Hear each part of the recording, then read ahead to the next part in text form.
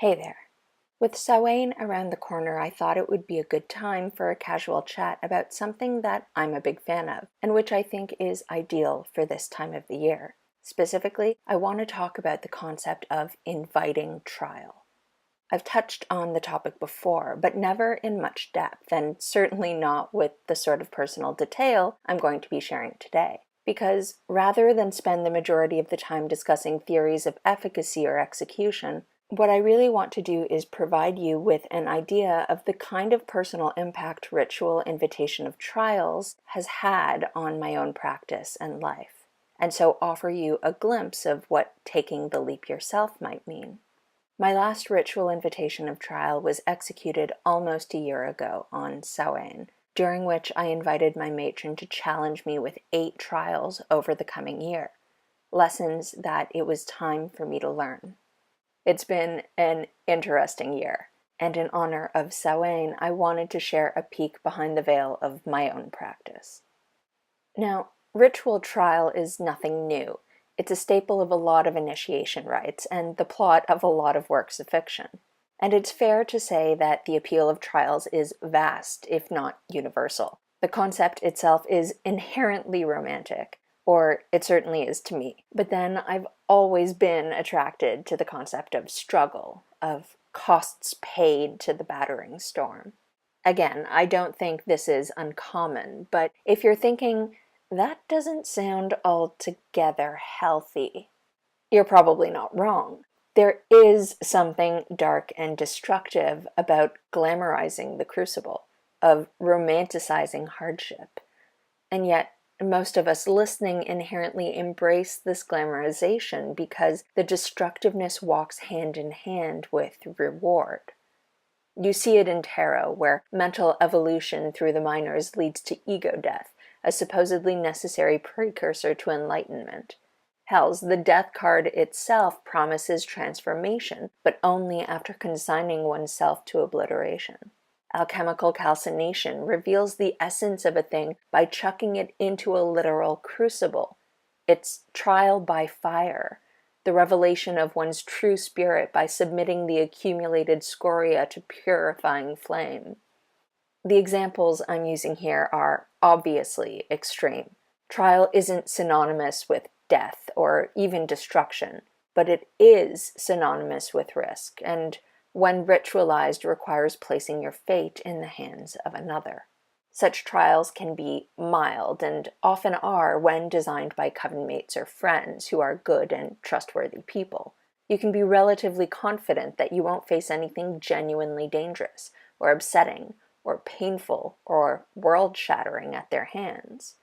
But a lot of these trials are also trials in name only, which is a good thing, in my opinion, and probably as it should be. It's not a small thing to ask others to take responsibility for your well-being. If anything, they've got the more stressful end of the stick than whoever they're supposed to be challenging, because a misstep on their part harms you. And what this means for me is that I don't really think 99% of people are up to the task of delivering the sorts of challenges or the sorts of rewards I seek. Executed properly, they'd basically just be acting as middlemen anyway. The only individuals who are up to the task are myself and my gods. They are, I believe, the only ones with enough insight into my shadows, aspirations, and abilities to be able to deliver the sorts of experiences and lessons that offer the greatest transformative potential. They're also the only ones who can directly shape my experiences and so put me in the path of conflict or challenge, without risking jail time on reckless endangerment charges anyway. But at the same time, this also means the trials I face can be more dangerous than I could expect from the hands of another, and I think this is a point each of us should consider deeply before proceeding. We are, in general, less careful with our own safety and well-being than we are with others. I would strongly encourage that people with a punitive self-destructive streak not engage in the sort of ritual I'll be describing, because it's all too easy for a destructive aspect to turn this into a means of hurting oneself. The ritual invitation of trial should never be used as permission or an excuse to harm oneself or satiate one's desires for masochism. Even without such tendencies, I'll be frank, I've yet to complete a ritual invitation of trial that didn't involve a few hard whacks. Given that I'm an N of 1, I really have no idea whether this is a reflection of some feature of my personality, intentions, and or those of the gods and archetypes I work with. It's possible that others executing the same ritual would have much milder experiences, and I would tend to expect a certain amount of variation. Like I said, I do inherently equate trial with hardship, and my views of what constitutes hardship are based on my personal experiences and outlook. I had an interesting youth during which I spent a lot of time sick and in pain, and knowing that my odds of survival were not that great. And unsurprisingly, the adult I became was shaped by this. As a result, the sorts of challenges that come up most for me following ritual invitations of trial include ones relating to existential threat and the emotions and shadows related to how I experience and cope with those things. I suspect that your own pasts, private traumas, and personal victories will predict what experiences you in turn would be likely to face. The personal victories bit is important here too. It's important because the challenges that I find myself facing are not ones that I perceive as punishment or purposeless pain. Rather, the experiences I interpret as manifestations of trial highlight that which I have overcome, remind me of strengths I possess, and encourage me to use them, insist upon me revisiting the lessons learned and what they mean. Or, they force me to unburden myself of fears that stemmed from past events that are still rattling around in the back, or sometimes front, of my mind. In a non-trivial proportion of cases, the trials that come take the form of literal do-overs, second chances to approach something that may have bested you before, so that you can defeat it. For example, I am currently recovering from a spiral fracture of my tibia and fibula, which I acquired during a scooter trip I took in celebration of Mabon. Now, as it turns out, it wasn't actually Mabon. It was 3 weeks before that, and yet I woke up on September 1st absolutely certain it was Mabon. I didn't go into work that day because, again, it was Mabon. And I frequently take spoke days off because I'm an academic researcher and it's a scheduling perk. Since I just finished my latest round of experiments a day or two prior, and so didn't have anything in the lab that needed tending to, which worked out really well, actually, in the long run, I decided that the best way to enjoy the seasonal shift was to go for a little day tour on my trusty steed, Bink. And so I did. And in the process, I broke my leg. Bink is just fine, by the way. We weren't hit by a car or anything. I was actually pulled over on the side of the road at the time and just fucking tipped over sideways in the most ridiculous manner possible. And since my leg broke Bink's fall, she hasn't a scratch on her. Anyway, here I sit on my bed for the 7th, 8th, maybe week of recovery. It's a position I'm familiar with because I've done it before. I broke the same tibia a decade ago while wakeboarding. The same tibia that, between both surgeries, is now almost completely lined with steel supports that I like to think of as a low-rent version of Wolverine's adamantium plating. I stopped wakeboarding after that break a decade ago, and have since been relatively averse to engaging in pursuits that have any likelihood at all of causing my bones to explode.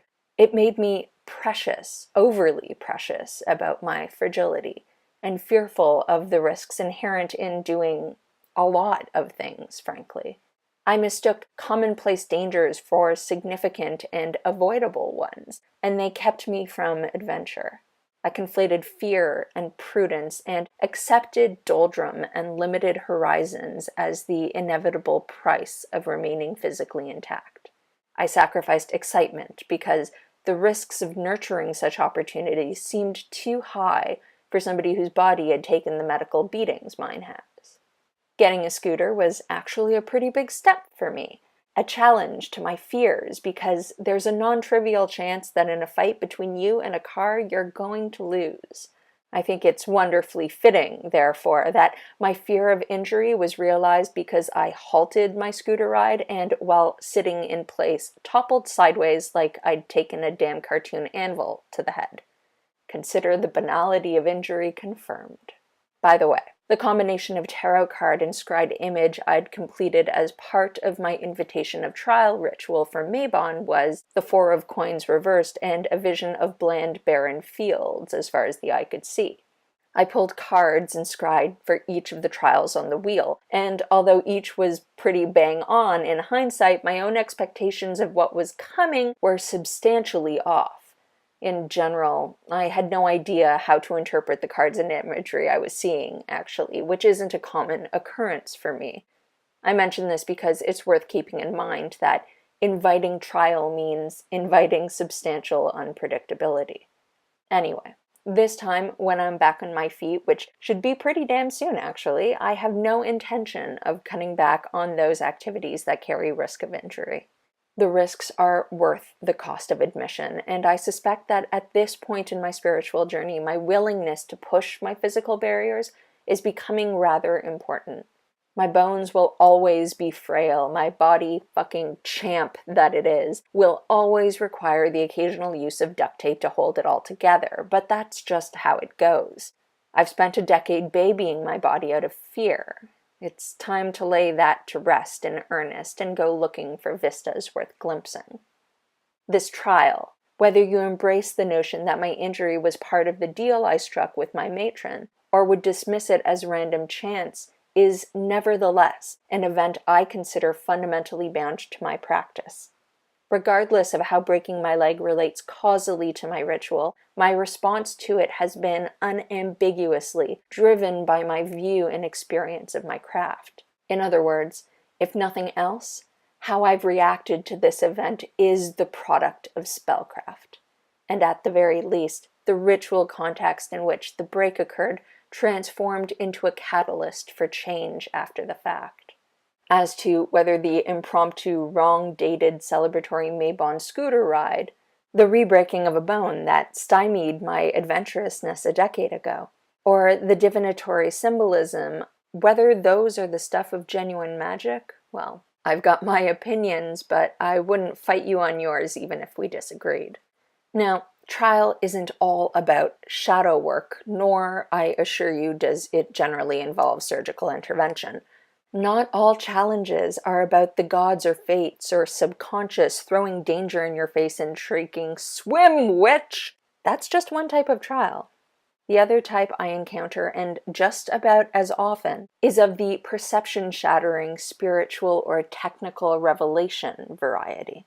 With these, the challenge tends to lie in accepting the offer of a new and often unanticipated experience, or in figuring out what's keeping you from being able to do something that you should, in fact, be able to pull off now. Often enough, the reason we're struggling with a technical skill, by which I mean a craft-related technical skill, is that we're standing in our own way due to some bias or fear or concern, in which case the trial might be pushing past that block. For instance, I am, by and large, a person who does not make it easy for others to lead me someplace without them first providing me with a clear and detailed rationale for why I should do something their way and what they think we'll get out of it. Remember that time I talked about the importance of being able to let go, and that I'm myself not terribly naturally adept at it? Yeah, this is related. But, as it turns out, there are some craft practices that really require allowing oneself to be whisked away by other energies or aspects without making a fuss, and that in order to do so, you have to be able to reach them the right way. And my typical brand of defiance was keeping me from being able to engage in some of those things. Well, around Ostara, I had just begun working with a new deity who'd shown up on the scene, and experienced a strange little astral trip of sorts in which I witnessed an interaction that really felt like a literal vision. Now, if there are, in fact, people out there with some kind of second sight that allows them to foresee events, I am not one of you.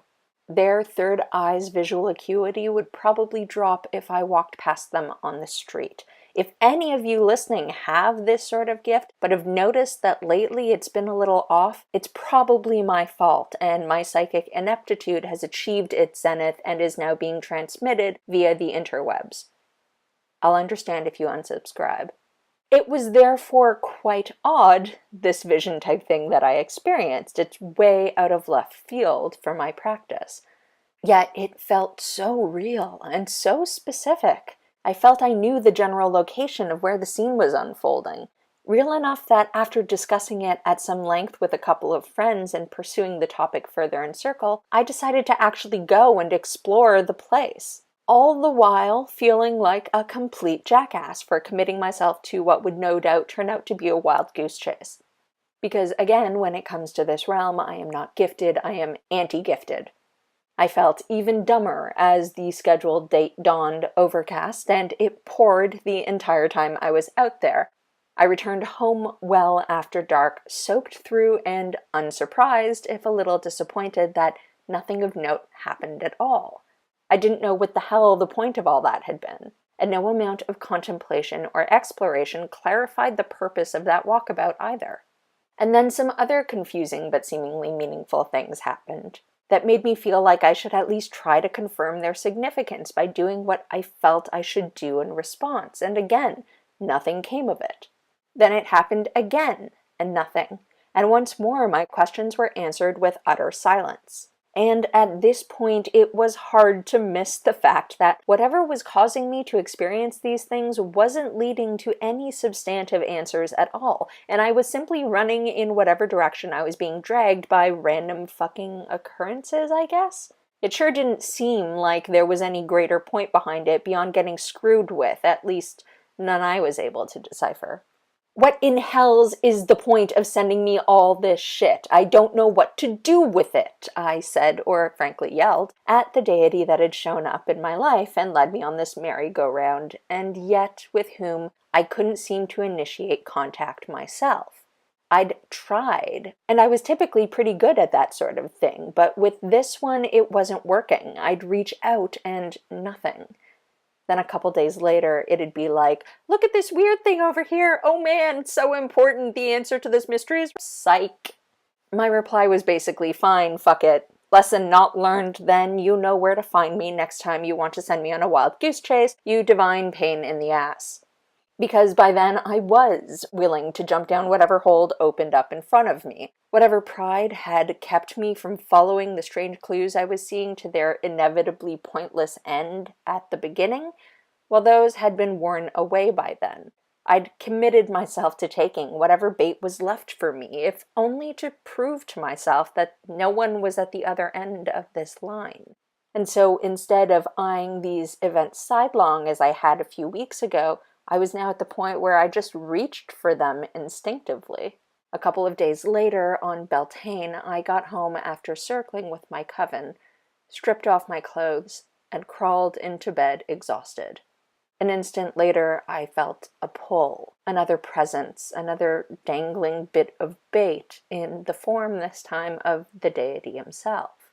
And in that moment, I experienced a mental clarity the likes of which I have genuinely never come close to having before. I just knew how to reach him. I knew exactly how, and knew he'd been there, just waiting. I reached out, and this time I made contact. And it was inevitable. I knew I would. I just knew. And I was whisked away, guided on a night-long astral voyage, the likes of which I've never even imagined, let alone experienced. It completely upended my life. It went on, hours of discourse. Admittedly, most of the chatter was coming from my end. And revelatory exploration. Honestly, I'm not sure I'll ever really get over it.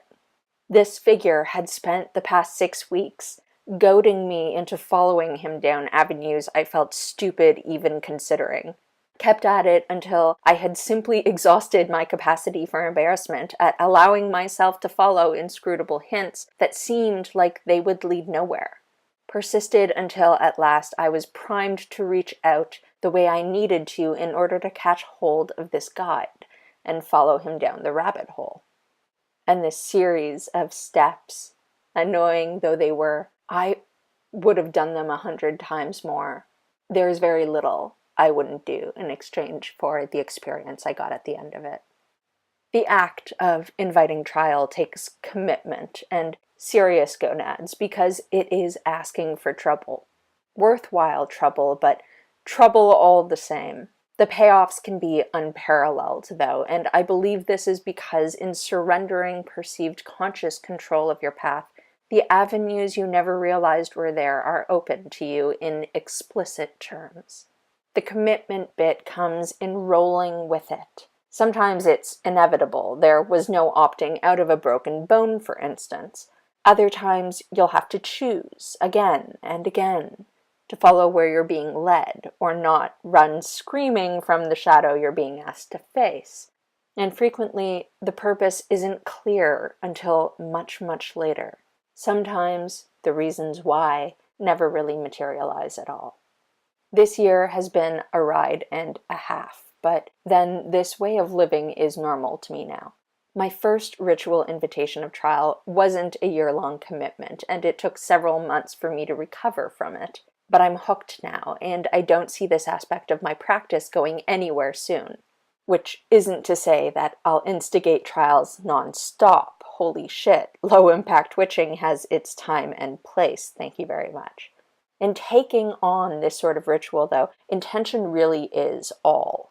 There are no rules or best practices of candle color, crystal placement, or incense that I know of. I varied my approach and had consistent success.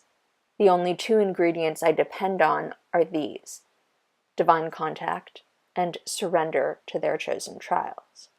Now, I know the divine contact bit may be sticky for some of the more agnostic, atheistic, or soft poly practitioners in the audience, but I expect that the key here is really displacing the task of challenging yourself onto an other.